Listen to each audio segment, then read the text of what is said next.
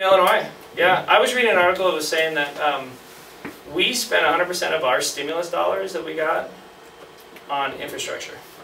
Mm-hmm. What did California? Yeah, right. And what did California spend it on? Propping up their state budgets.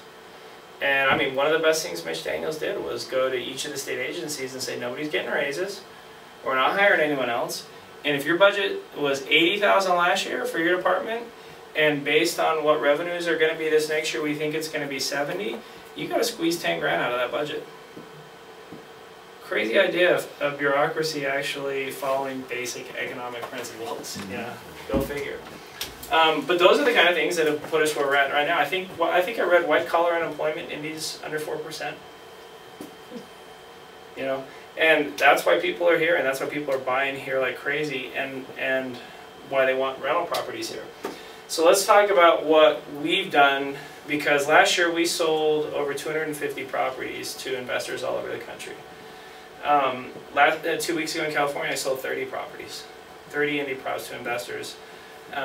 So let's get into specifics of what we do here that really makes a difference with those deals. Because if you combine a self-directed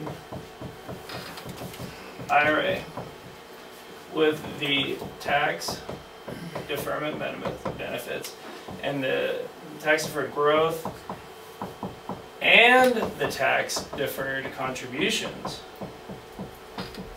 if you combine that with real estate,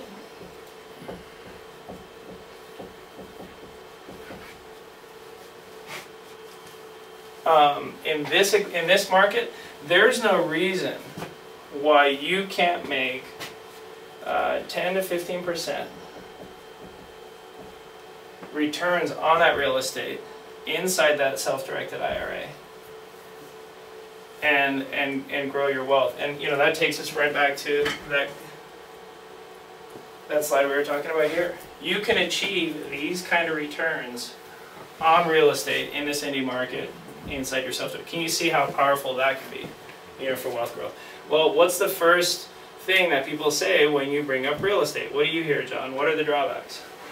Oh, well, I don't like to get phone calls in the middle of the night for maintenance issues. You know, sometimes they get deadbeat renters in there and I can't get paid. Yeah, yeah. Well, let me give you an example of, okay, so we have a lady named Carolyn, and she's rented from me now since 2006. She's been around since I was a tenant. So she moved in early 06, 7, 8, 9, 10. This will be her 7th year renting from me. Now, Carolyn has never once paid her rent on time. Never once. And she has never once snaked her own toilet. She's never once fixed her own broken windows. She's never once cleaned her own carpets. Okay? But I've never raised the rent on Carolyn. And a typical landlord or a rookie landlord would say to me, well, that's stupid. You know, why wouldn't you do that? Well, let's look at Carolyn as a tenant for me. So, first of all, how much is her rent, Ash? It's like $650 or something? She actually just moved up. She was at $500. She's now paying $700 at a different property. She moved into a different property. She was at $500 forever. Yeah, she was at $500 forever. Okay. Her son's gonna help. Oh yeah, she moved into that one duplex thing. Yeah. Yeah. So now, when he was 14 when she started renting for us. He's now 19. He works. So now they're a two-income household. Yeah. Okay. So, Carol, the late fee that I have in her contract is $25. So effectively, since Carolyn has never been on time, how much has Carolyn paid every month? She pays $525 a month, right?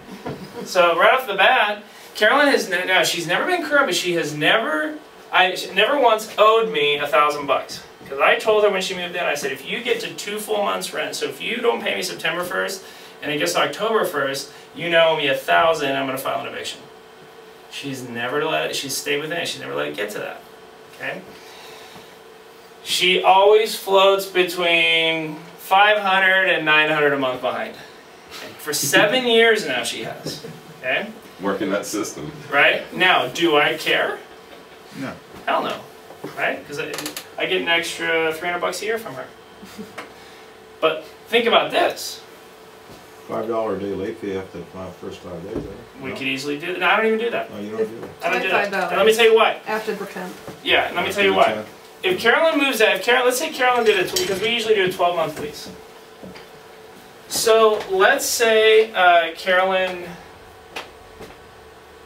Hit it twice. You just cover that, yeah. So let's say Carolyn moves out after 12 months. All right. So first of all, I lose 1 month's rent because she moves out. Then I gotta spend, clean the carpets, repaint, fix broken this and that. Let's say I got $800, right? Then I gotta pay a leasing commission for somebody else to put a tenant in there. So that all happens. I'm just under $2,000, right?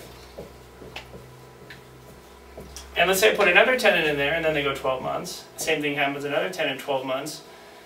If you think about how much I've saved now that Carolyn is on year 7, I mean, easily, conservatively, I'm over $12,000. Yes or no? Yes. Yes. Okay? $12,000 additional money I've made because Carolyn has never moved out. Now she thinks I'm just a nice guy that I've never raised her rent. But the reality is I know how much my cost is to turn a property. And, for me, fundamentally, that's something that landlord guy who owns one rental property is going to screw up every time. Because I've had people call me like, Aaron, why doesn't she understand that $500 a month is a financial obligation? And she owes you that money. I have bills to pay. I need that money for what I want to do with it. You need to get on the phone and tell her to have some integrity and pay the rent on time. And I always say, well, just because what you do with your money, it doesn't reflect on what your tenants, their financial priorities are. But at the end of the day, didn't you buy this house as an investment? Isn't all you really care about the big picture numbers on that property? Just trust me to do that for you because I've done 2,000 of these. And I've actually done the math on these kind of scenarios, which is why I don't ride them too hard on a $5 fee. Because what I found, I did that in year 1 and 2 back in 98, 99, and what I found was, if it got too high, they'd duck out of the property and just go find somewhere else to live. So